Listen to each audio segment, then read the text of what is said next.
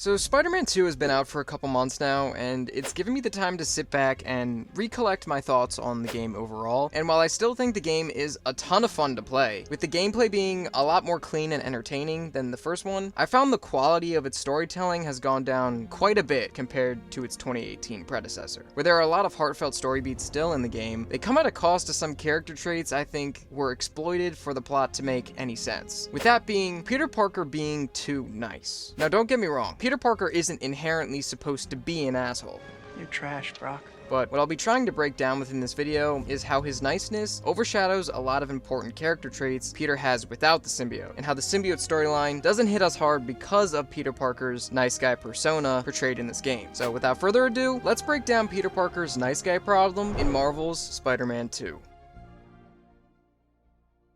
Something that felt really off from the jump in Spider-Man 2 was Peter's reluctance to have any real, tough conversations with any of the characters he loves and cares for. There's a certain part within the beginning of the story where Peter is getting Aunt May's house in order to live in it, where he then asks MJ if she would like to live in it with him. It's a very real conversation where MJ then admits she couldn't due to the nature of her job, and that it would be a conflict since she'd have to drive from Queens to Manhattan every day, and that's just too long of a commute for her, which is completely understandable. So tell me, why in the world when she becomes Scream later in the game is this considered an issue later? Done begging for validation from you, from anyone. Validation? If this is about your job! It's about me. Hey! Not my job or this stupid house. And for once, not about you.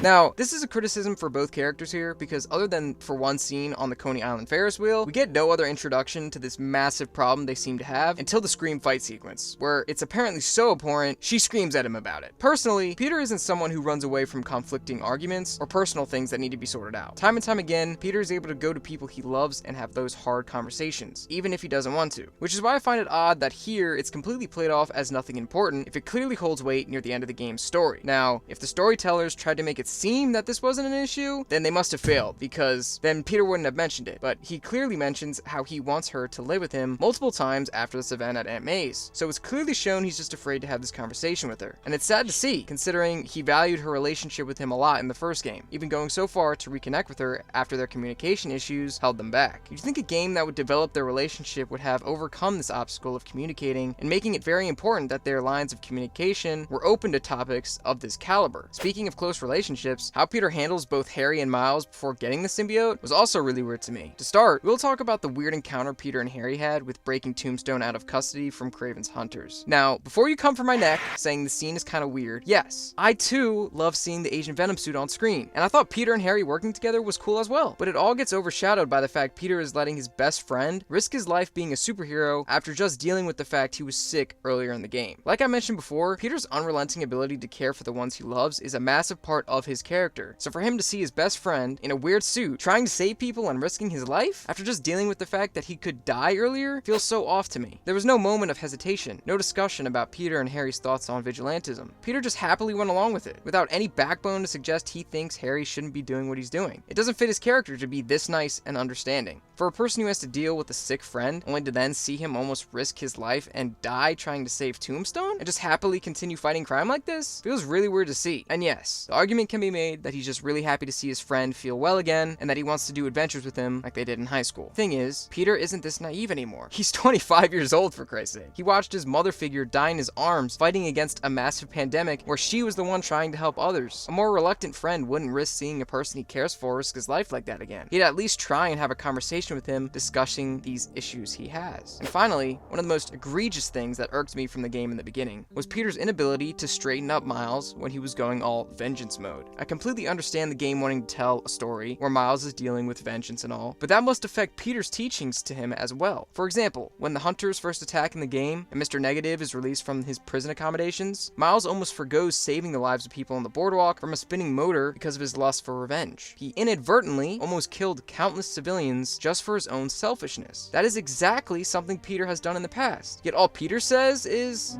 We'll put Lee back where he belongs. Promise.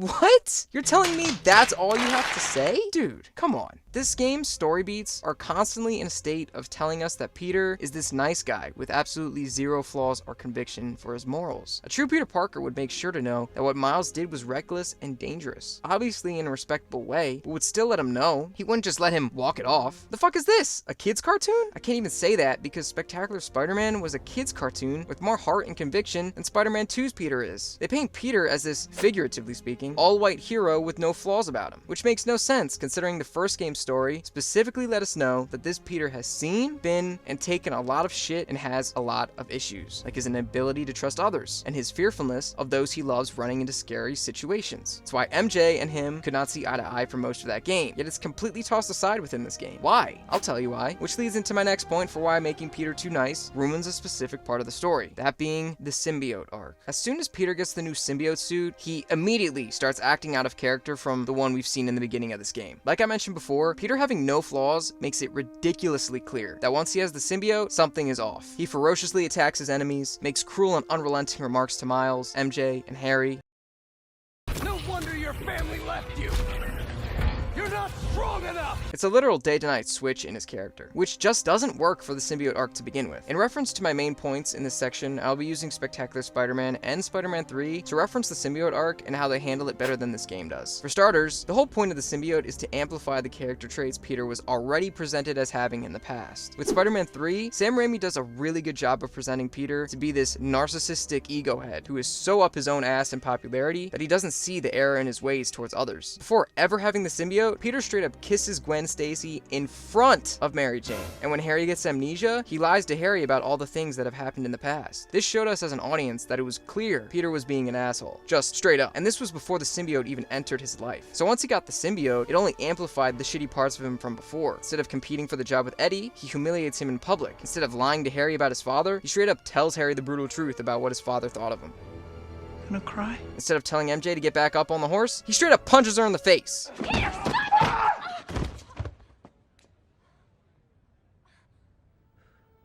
These amplified characteristics work because we see Peter Parker before the suit as this gray moral compass. He clearly has the heart for superheroism, but it got masked in his immense popularity and his ego problem. As an audience, we know Peter has the symbiote, but if the story of it is done well, we won't really notice much of a shift in his character. Yeah, he'll be acting different, but it won't be jarring. It's meant to be slow and steady. Spectacular Spider-Man does this really well too. The symbiote arc takes place over the course of weeks. The story lets the symbiote simmer. They let it cook! And in a physical transformation, the show uses Peter's suit to symbolize how the suit is slowly taking over Peter's body. As in the beginning, the suit resembles his own, just a black version, and then it becomes the classic suit from the comics. Just really, really cool stuff. We see Peter as he slowly interacts with the ones he cares about less and less as time goes by, like Gwen and Eddie. The game rips a part of the show straight up too, with the symbiote taking over Pete's body as he sleeps. But there's still one key difference.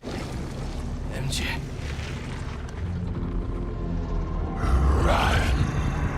This Peter Parker is still different than the symbiote, which is a key story concept that the game refuses to adapt. The show utilizes it to enhance Peter's connection with the suit, where the game uses it to disrupt it. The show goes so far into Peter's bond with the suit that it takes a whole episode of personal reflection for Peter to realize it's not who he is, where the game from the start makes you realize it's never who he is. And that's lame in my opinion. When all the characters around you constantly point out that the main character is acting different, it's like getting punched in the face with the same story beat over and over again. When Peter was so overtly nice, having zero flaws within him, to all of a sudden acting like a piece of trash, its character shift is so sudden the audience has no time to fester on the fact Peter is different. We just already know he is. Whereas in the comics, Spectacular Spider-Man and Spider-Man 3 respected the audience enough to show us Peter isn't a spiffy nice guy, but just another guy whose heart is in the right place, but still deals with his own faults at hand. So it makes for good characterization. The long parts of time where we see our favorite character with the symbiote and it's slowly losing himself is good shit. Seeing your favorite character act like Superman, get possessed by a demon over the course of like 2 nights, and then take it off again, just doesn't do it for me. I'd have really liked to see Peter confront those he cares about before ever touching the symbiote, having those conversations he was so afraid of having, like MJ and moving in together, Harry and his vigilantism, and Miles and his lasting revenge quest. Seeing Peter actually have moments of failure and reluctance before getting something that would eventually amplify those qualities would have been so cool to see. Instead, we have some off-brand Superman characterization for Peter and a symbiote story so quickly deter his original personality that it doesn't even feel like a symbiote arc anymore. It's something the writers wanted to to pass by in order to squeeze in a couple hours of Venom gameplay. Hopefully, with Spider-Man 3, the writers take the pages out of their 2018 game, which knew how important those flaws made Peter, and utilize them to tell a great story. Because if not, the greatest superhero of all time will fall from grace as the morals he once considered high priority get walked all over by those he's afraid to have one single tough conversation with. And that is not something I'm excited to see. I hope you guys enjoyed this video. It's been a minute since the game came out, and I wanted to finally write down my frustrations with the overall characterization Peter went through in this game. Feels good to finally have what I wanted to say out in writing. I did like the game, don't get me wrong, just wish the storytelling could have been better. I really do love the first game's overall story. I thought it was a 10 out of 10, so it's kind of a shame where the second game went. There's other issues I have with the story as well, but I just wanted to mainly focus on my issues with Peter and the Venom storyline, since that's a storyline I hold near and dear to my heart. I think it's a phenomenal piece of storytelling that was, unfortunately, not as good as I wished it had been. Other than that, what are your thoughts on the game? On Peter? Let me know down in the comments below. I really do appreciate hearing what you guys have to say, so please go and do so. I can't wait to see you all in the next one here shortly. I'll see you soon. Peace out.